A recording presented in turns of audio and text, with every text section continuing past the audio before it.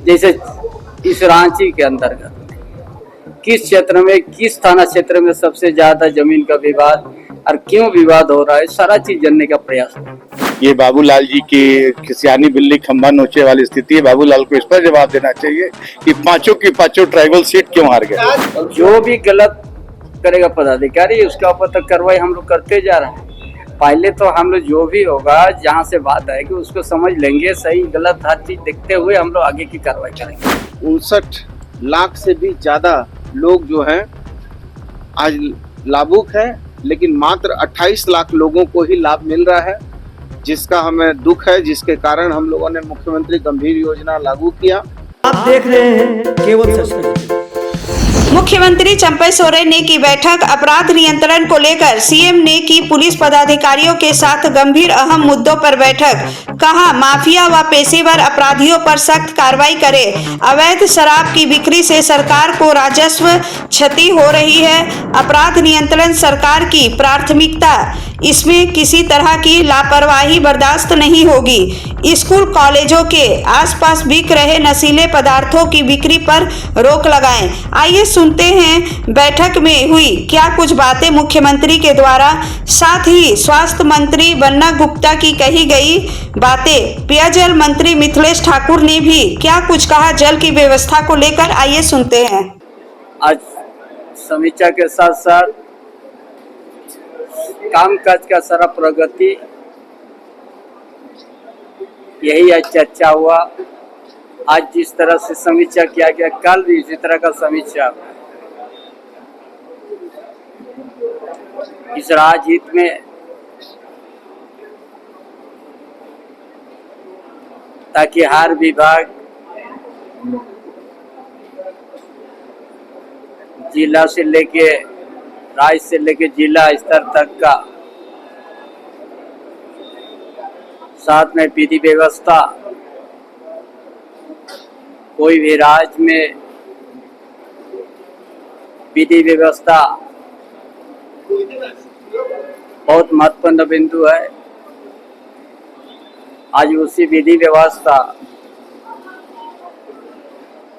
उसको समीक्षा करते हुए आज का शुरुआत हुआ। पिछले हर कामकाज को तेजी करने का निर्देश दिया गया, ताकि जो कामकाज चुनाव के बीच में जो एक रुक गया था, ताकि हर योजना, ताकि बड़ा तीव्र गति से उसको कामकाज हो, समय सीमा पर कामकाज हो, ये निर्देश दिया गया। खनन को लेकर क्या खनन बालू वो चीज को भी हम लोग किया है, उसको कुछ चीज कल हम लोग रखेंगे, कल उसका समीक्षा होगी। हर जिला को निर्देश दिया गया है, चाहे मेजर हो चाहे माइनर हो, खनन का उसका सही तरीका से हो, चेक नाका भी सही तरह से उसमें, हाथ ट्रांसपोर्ट जो होता है उसका सही तरह से उसमें देख रहे हो, कहीं कमी नजर नहीं आए, सारा चीज का निर्देश दिया गया। वो भी हम लोग किया गया, जो धनबाद एरिया हो, चाहे चतरा एरिया हो, चाहे हजारीबाग हो, चाहे संथाल परगना हो, चाहे इधर कोलान में हो, चाहे पलामू प्रमंडल हो, हर तरह का रिपोर्ट लिया गया। और चेक नाका को भी बड़ा चुस्त दुरुस्त रखना है। 2022 से 23 में बलात्कार का घटना बढ़ा, दंगा का घटना बढ़ा और गृह वेदन बढ़ा। हाल तो ये है कि शहर में महिलाएं चैन पहनना छोड़ दी, कि चैन स्नैचिंग हो जाता है, दिन दहाड़े मार्केट से गला से छिल जाता है। नहीं, सारा चीज का रिव्यू का गया भी कि किस तरह से लॉ एंड ऑर्डर कहाँ पर कमजोरी है, किस जिला में, किस प्रकरण में, किस मुद्दा पर ज्यादा मतभेद। जैसे इस रांची के अंतर्गत किस क्षेत्र में, किस थाना क्षेत्र में सबसे ज्यादा जमीन का विवाद और क्यों विवाद हो रहा है, सारा चीज जानने का प्रयास हुआ। मुख्यमंत्री जी नियुक्ति और नौकरी को लेकर आज भी आंदोलन इवेंट कर रहे थे, इंतजार कर रहे थे चुनाव के बाद सरकार नहीं नहीं अभी नौकरी बहाली हम लोग का कल से प्रक्रिया शुरू हो जाएगा। कितनी नियुक्ति होने वाली है? अभी जैसा शिक्षक का 26,000 है, उसका बाद क्षेत्रीय भाषा जनजातीय भाषा उसका भी नियुक्ति होगा।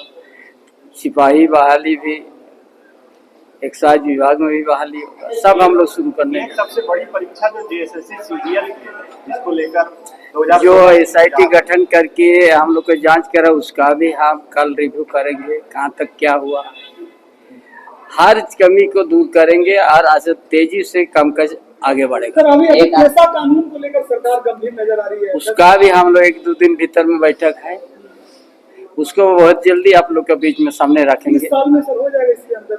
निश्चित रूप से सर। सर, इस सरकार का अबुआ आवास और ग्राम गाड़ी योजना अभी तक जमीन पर नहीं है, क्या उसके लिए आपने बोला? अब वो आवास पिछले दिन हम लोग आवंटन शुरू कर दिया है, अभी फिर हम लोग शुरू करेंगे। जून माह आ गया, हम लोग बोले हैं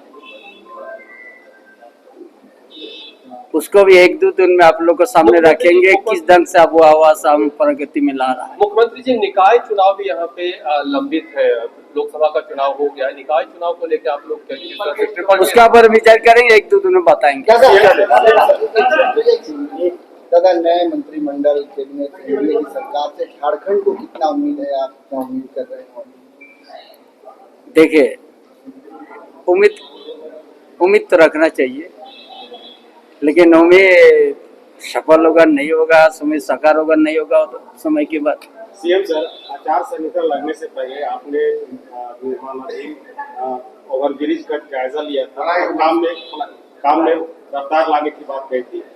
विधानसभा चुनाव से पूर्व जब आचार संहिता लागू उससे पहले उसका उद्घाटन हो जाएगा। आज उतना नहीं पहुंचा, कल उसका विषय है। अच्छा, एक आखिरी सवाल है, अधिकारी लोग का रवैया आम जनता के पक्ष में नहीं रहता। आपने नगरीय सीओ का भी देखा होगा, हाल ही के दिनों में वीडियो वायरल हो रहा है, एक साइन कराने के लिए बच्चों का लाइफ से खिलवाड़ हो जा रहा है।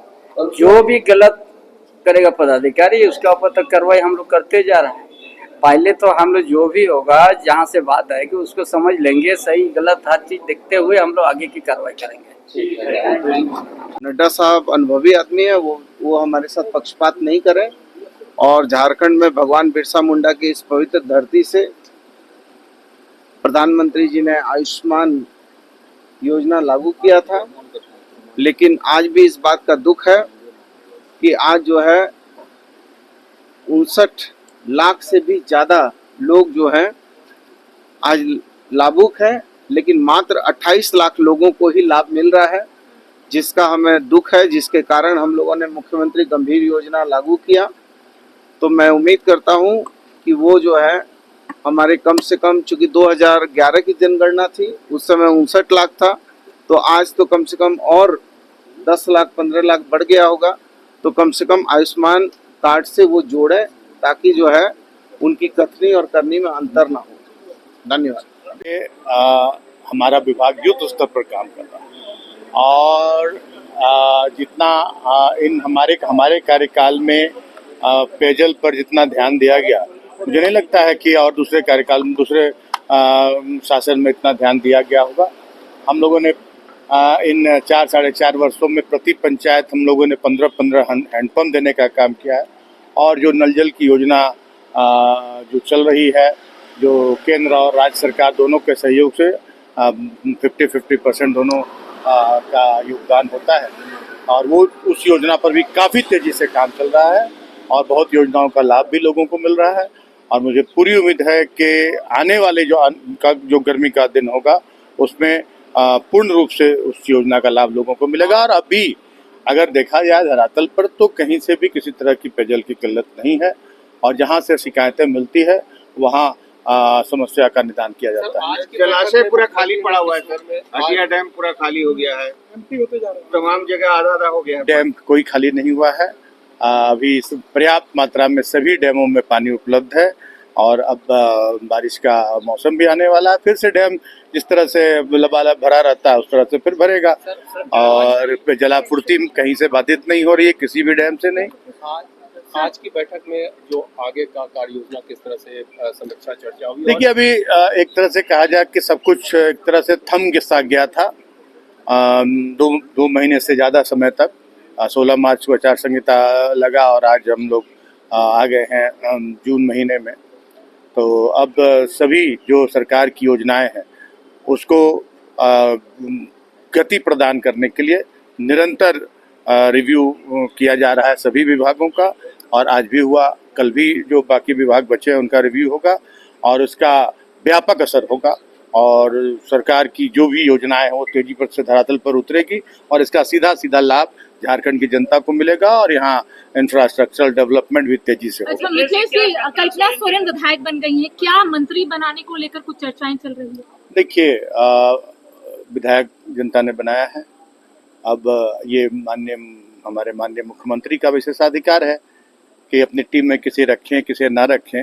अधिकतम 12 मंत्री बनाए जा सकते हैं। अब तो माननीय मुख्यमंत्री इसका स्पष्ट रूप से जवाब दे पाएंगे। बाबूलाल बोल रहे हैं कि जेल से सरकार चल रही है, बार बार मुख्यमंत्री को जेल क्यों जाना पड़ रहा है? बाबूलाल जी अपने गिरेबान में झांके कि कहां से क्या सरकार चल रही है या प्रोजेक्ट से चल रही है सरकार, या आप भी देख रहे हैं, हम भी देख रहे हैं। और ये बाबूलाल जी की खिसियानी बिल्ली खंभा नोचे वाली स्थिति है। बाबूलाल को इस पर जवाब देना चाहिए कि पांचों की पांचों ट्राइबल सीट क्यों हार गए। कहा जा रहा है कि ये तैयारी है